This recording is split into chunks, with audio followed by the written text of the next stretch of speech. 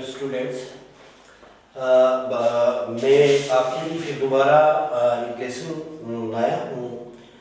Discuss करेंगे हम उन पॉइंट्स को कि क्या है। जैसे आप जानते हो कि in earlier discussions we have studied the election process, the representatives, the qualifications of President of India, what are the conditions on the basis of which one can become a President of India.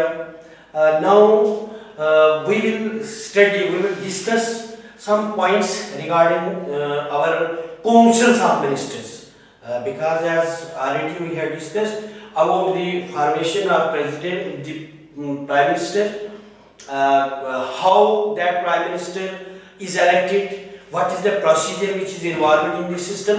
Today we will discuss what are the classifications of ministers.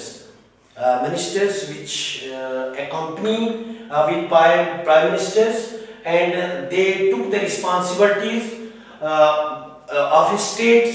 What is needed to their voters, what are the fundamental rights, how those fundamental rights are satisfied by the voters or the citizen of that state.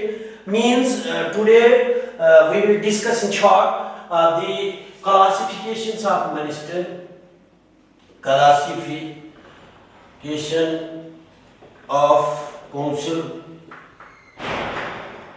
of ministers. So you are well aware of the fact that there are three types of ministers. One, cabinet ministers, then there are the state ministers and deputy ministers. हम देखेंगे number one is cabinet ministers, second are state minister, then there are deputy ministers. All the ministers are classified into three groups, three parts. So, what are the cabinet ministers? They are the head of a separate department. Means जो है वो ये जो cabinet ministers हमारे होते हैं, एक department है और वो उनके हेड होते हैं, उनके ऊपर और दूसरा कोई नहीं होता है। गवर्नमेंट में जो सबसे हेड है, the cabinet minister is independent head of their respective department. Means जो है ये कैबिनेट मिनिस्टर जो है he is head of the respective department. किस डिपार्टमेंट का वो है, किस डिपार्टमेंट का है, किस डिपार्टमेंट का वो मिनिस्टर है, चाहे वो एजुकेशन डिपार्टमेंट का है, चाहे वो हेल्थ मिनिस्टर है, चाहे वो दूसरे किसी सिस्टम का हेड है। मींस गवर्नमेंट में वो कहीं न कहीं उनका हेड है, वो इंडिपेंडेंट चार्ज होता है, वो किसी के माथे नहीं होते। No doubt they are answerable, they are accountable, वो ऐसा होते हैं, लेकिन जो है वो रहते हैं इस कॉन्स्टिट्यूशन में जो भी उसके दायरे के अंदर रहते हैं। दो limits, they can not flout the limits of the constitution, they have to remain within the limits of the constitution, they can not flout those limits. Means वैसे ही वो वायलेशन होता है, फिर उनको जो है वो they can be removed from their office before completing the terms. There is provisions of that, but we cannot this time we cannot deal with concern with those aspects. Simply today we will discuss in short what are the classification of ministers. One is a cabinet minister who is a head of his respective department, his particular department, which portfolio is issued to him, assigned to whom he is head of that. So now state minister. State minister means he assists. He is a part of the cabinet, and he can assist the cabinet minister. And sometimes these state ministers are assigned A portfolio of independent charge. कभी कभार ऐसा होता है कि ये जो हमारे state ministers जो होते हैं वो तो मदद करने के लिए होते हैं अपने कैबिनेट मिनिस्टर को, बट सम टाइम कभी कभार उनको ऐसा महकमा दिया जाता है कि उसमें ये जो क्या करते हैं, ये उस में जो है इंडिपेंडेंट चार्ज होता है, he will act like a cabinet minister, लेकिन उसका जो नाम है he can be classified into state minister, but he has independent charge of his respective field. वो अलग से अपने उस डिपार्टमेंट का हेड होता है, may be classified into a state minister. Then फिर आ गया डिप्टी मिनिस्टर। तो डिप्टी मिनिस्टर जो है ये असिस्ट करता है कैबिनेट मिनिस्टर को और स्टेट मिनिस्टर्स को, means to overcome the burdens of ministers, or when the area or the field of that particular, that respective department is very large, means that is not covered, they assist. The deputy minister is appointed, nominated, and that will help, that will assist what is needed by that assist, means this is this we can classify the deputy ministers. Now we will discuss the qualifications of governor.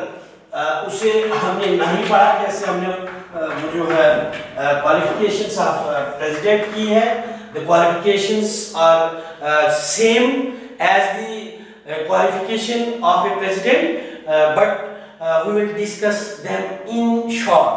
What are the qualifications? What are the criteria to become a governor of the state? जो governors बनते हैं, what are their classification? What are their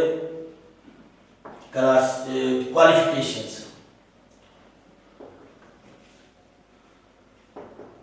means eligibility, कौन सा जो citizen है, कौन सा आदमी जो है वो गवर्नर बन सकता है, वो कानूनी तौर पे जो है वो बनना, लीगली तौर पे जो है वो उसके अहल होना चाहिए।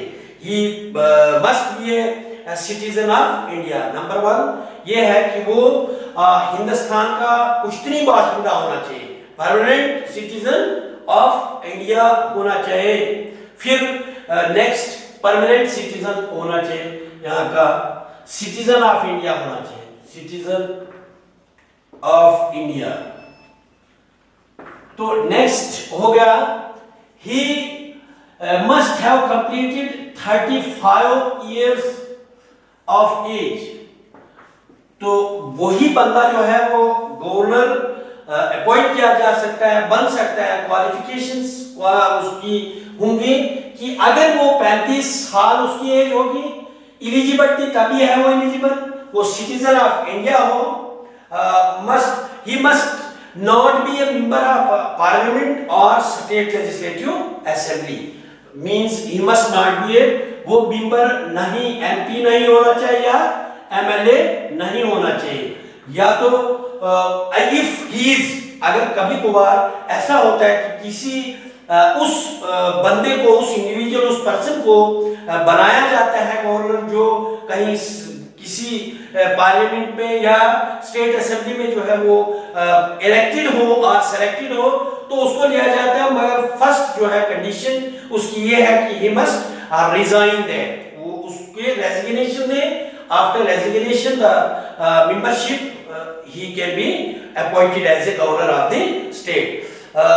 फिर देन आ गया, उसके बाद है he must not hold in the house any office of profit, means वो कहीं ऐसे काम में इन्वॉल्व नहीं होना चाहिए कि वो जो उसको फायदा मिल रहा है वहां पे, इधर से गवर्नर है, वहां से उसका ऐसा कोई ऑफिस है, ऐसा ठेका है, ऐसा कहीं कुछ होगा जहां से उसको प्रॉफिट मिल रहा है, मींस वो ज्यादा से ज्यादा पैसे को ले रहा है, तो वो भी जो है इस टाइप का बंदा उसमें नहीं लगता है।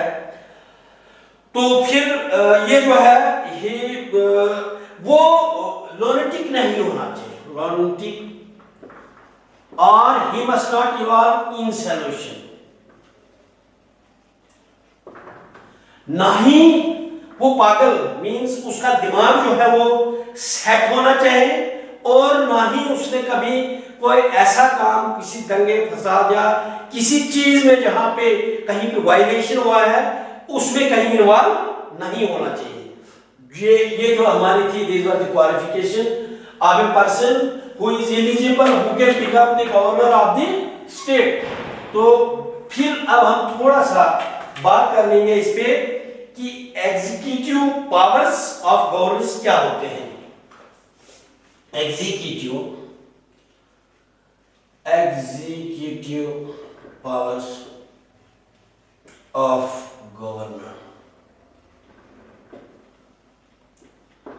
जैसे yesterday we have discussed in detail that how the governors are appointed, तो वो कैसे कि गवर्नर क्यों अपॉइंट होता है, और कभी कभार इसके पावर स्पेशल पावर्स आ जाते हैं।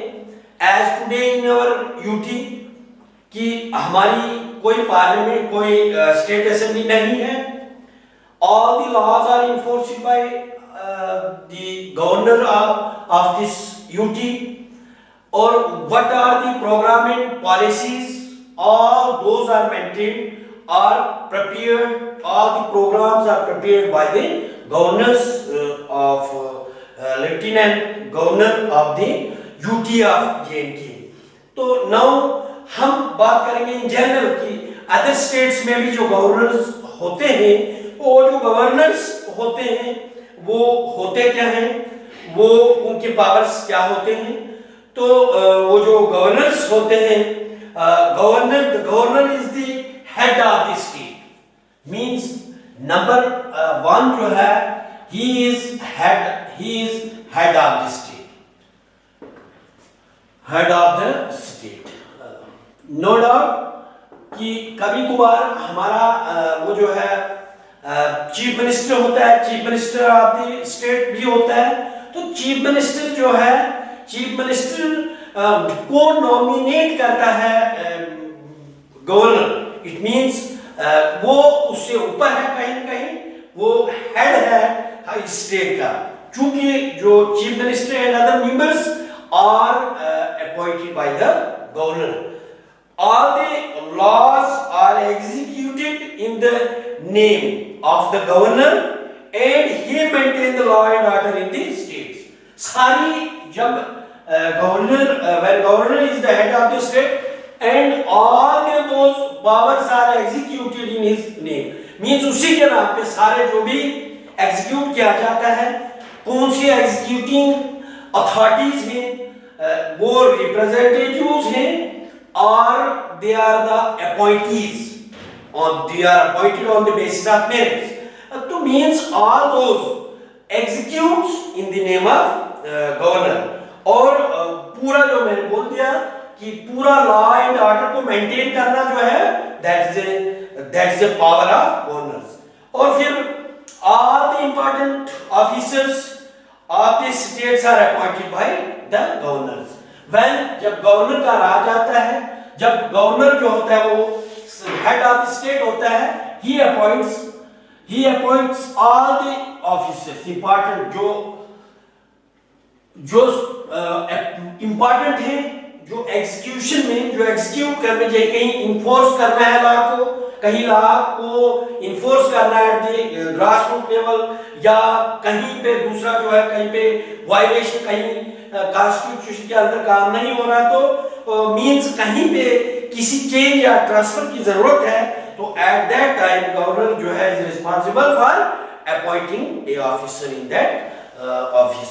तो फिर जो है हमने पहले डिस्कस किया हुआ कि he appoints the chief ministers and other minister in the state। It is the power of the governor that he can appoint when after the election a party gets majority and that party nominates the head of the party, means leader of the party, and that head of the party is called by the governor to frame a cabinet, and he can appoint the prime minister, and when advised by the chief minister of the state, she can appoint other ministers too. तो ये सारा जो था, this was the regarding the execution of the power of the governors.